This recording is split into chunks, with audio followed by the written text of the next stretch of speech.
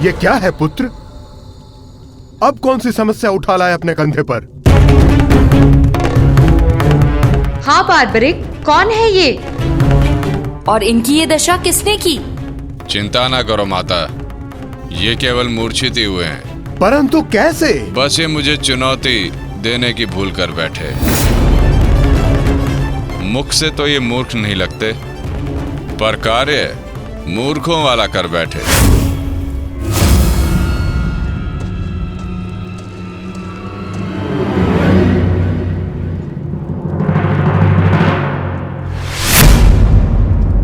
पिताश्री! पिताश्री! पिताश्री! पिताश्री! पिताश्री! मारवी, पानी लेके आओ। क्या हुआ पिताश्री? क्या हुआ? ये क्या अनर्थ कर डाला तुमने? तुम्हें पता भी है ये कौन है? ये पिताश्री है मेरे, तुम्हारे पितामह मध्य पांडव महाबली भीम है ये, जिनका सम्मान करना चाहिए उन पर प्रहार कर उनको अपमानित कर दिया। लज्जा आती है मुझे कि तुम मेरे पुत्र हो।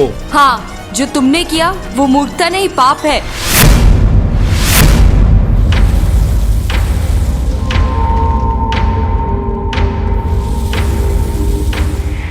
रुको।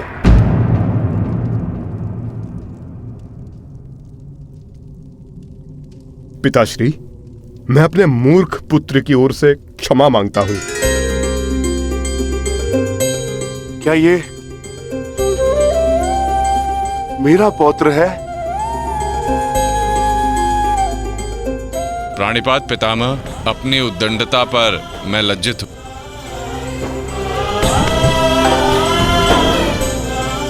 और मैं गर्वित हूं कि तुम मेरे पौत्र हो।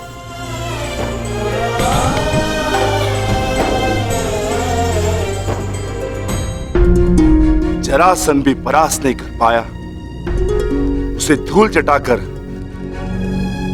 बार्बरिक ने यह सिद्ध कर दिया वो कुशल योद्धा है। मैं बहुत प्रसन्न हूं ये जानकर कि तुम्हारी धमनियों में मेरा रक्त बह रहा है। जीते रहो पुत्र। आज बहुत समय के पश्चात तुमसे द्वंद्व करके मुझे बहुत आनंद आ गया। परंतु पिताश्री, आपके यहां आने का प्रयोजन क्या था? प्रयोजन है पुत्र, और वो प्रयोजन तुम्हें और बार्बरिक को सिद्ध करना होगा। आदेश दीजिए पिताश्री।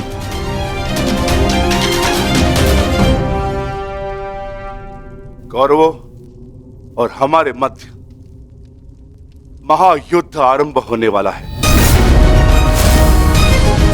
तुम मेरे वंश के वीर हो। हमारे पक्ष को शक्तिशाली बनाने के लिए मुझे इस महायुद्ध में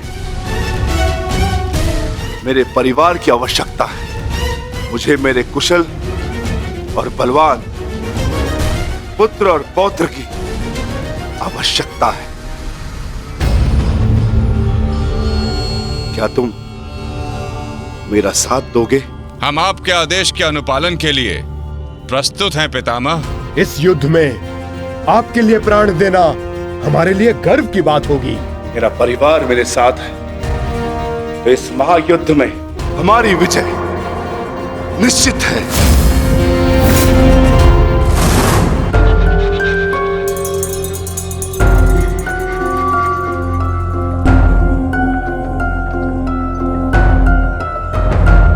रुक जाइए, थोड़ा विश्राम करते हैं। कुछ समय पश्चात पुनः प्रारंभ करें।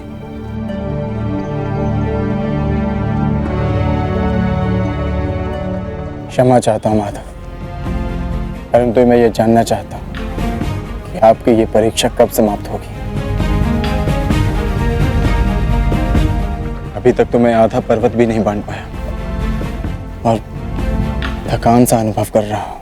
पार्थ, अभी तो तुम्हारी परीक्षा का आरंभ हुआ है और तुम इतना शीघ्र थक गए। थक तो मैं गया ही हूं माधव,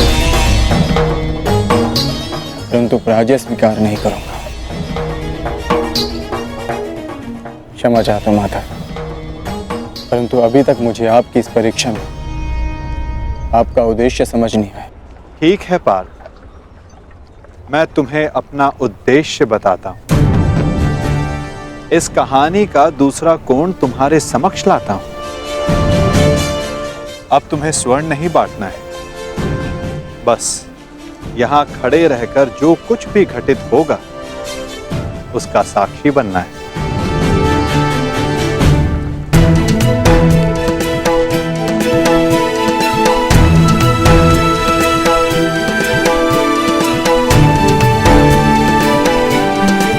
प्रणिपात वासुदेव।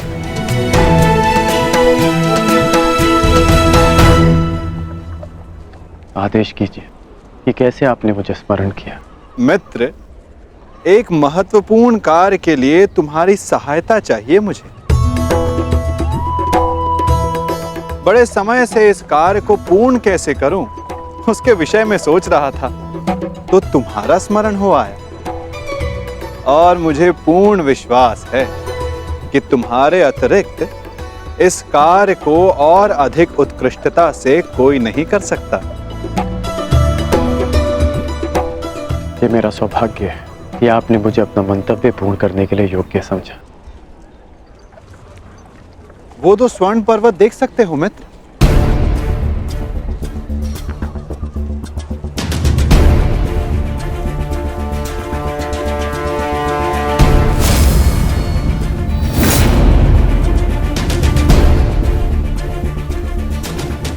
अब इन स्वर्ण पर्वतों पर तुम्हारा अधिकार है,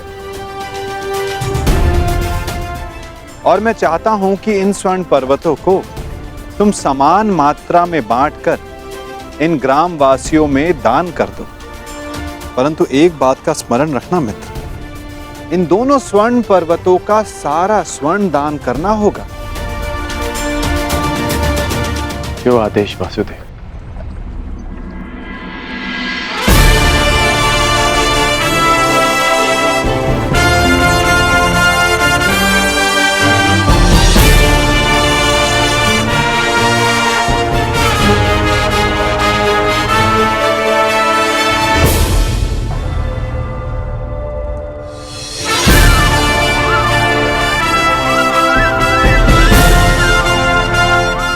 मैं सभी ग्रामवासियों से निवेदन करता हूं कि ये दोनों स्वर्ण पर्वत अब आपके अधीन है। आप सब जाकर इस सारे स्वर्ण को आपस में समान भाग में बांट लें।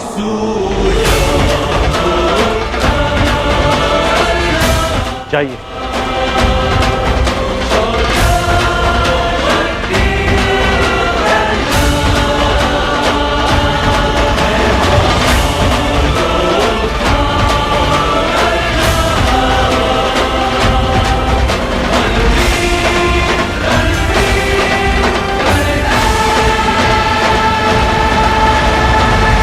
प्रणिपात।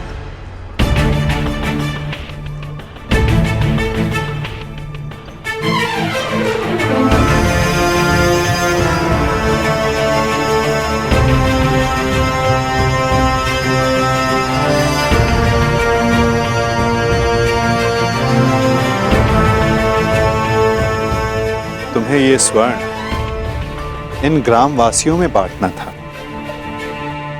परंतु तुम भी इन ग्रामवासियों की भांति ही स्वर्ण के प्रति आकर्षित हुए। कदाचित तुम स्वर्ण को ऐश्वर्य और सम्मान प्राप्त करने की वस्तु समझते हो। तुमने अपने अनुमान से इस स्वर्ण को इन लोगों में दान किया, परंतु तुम्हें इसका ज्ञात नहीं था कि किसको कितनी आवश्यकता है। और कर्ण के मन में इस स्वर्ण को लेकर कोई आकर्षण, कोई लालच नहीं था पार्थ।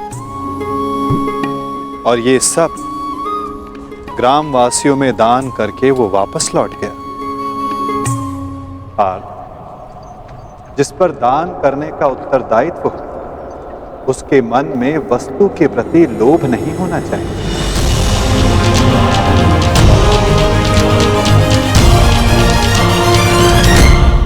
कि आपके हृदय में कर्ण का स्थान मेरे स्थान से ऊपर क्यों है? नहीं पार्थ, ऐसा नहीं है। तुम भी मेरे लिए अत्यधिक प्रिय हो, परंतु जैसा कि मैंने पहले भी कहा, जितना प्रेम, जितना सम्मान मेरे हृदय में कर्ण के लिए, उतना ही प्रेम, उतना ही सम्मान तुम्हारे लिए भी मेरे हृदय में है पार्थ। परंतु कर्ण के प्रति मैं तुम्हारा दृष्टिकोण बदलना चाहता हूं। जिस प्रकार, जिस दृष्टि से मैं कर्ण को देखता हूं, उसी दृष्टि से तुम्हें भी दिखलाना चाहता हूं पार्थ। मैं तुम्हें केवल ये बताना चाहता था पार्थ कि क्यों कर्ण को दानवीर कर्ण के नाम से जाना जाता है। मैं समझ गया माता, आप धन्य हैं।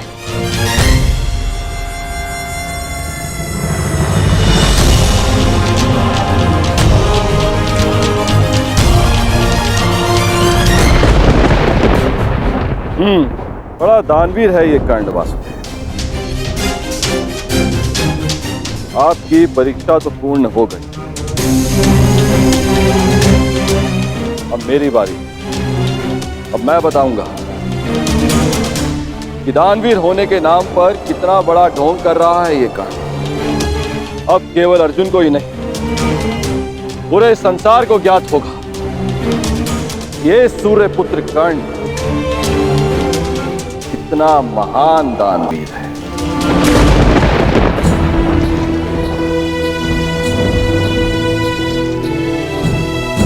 मित्र, तुम्हारी परीक्षा अभी पूर्ण नहीं हुई है। तुम्हारी इस दानवीरता की सबसे विकट परीक्षा अभी शेष है मित्र, और उस परीक्षा में सफल होने के लिए तुम्हें बहुत बड़ा मूल्य चुकाना होगा। तुम्हारी उस परीक्षा के समक्ष मेरी ये परीक्षा मानो बालकों का खेल सिद्ध होगी मित्र। सावधान रहना। आप जानते नहीं कि आज मैं कितना प्रसन्न हूं कि आपको मेरी चिंता है, कि मैं आपके मन में बसता हूं।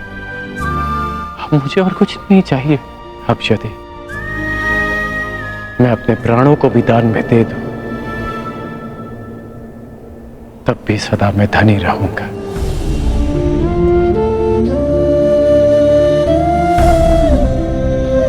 कड़ी बात वासुदेव।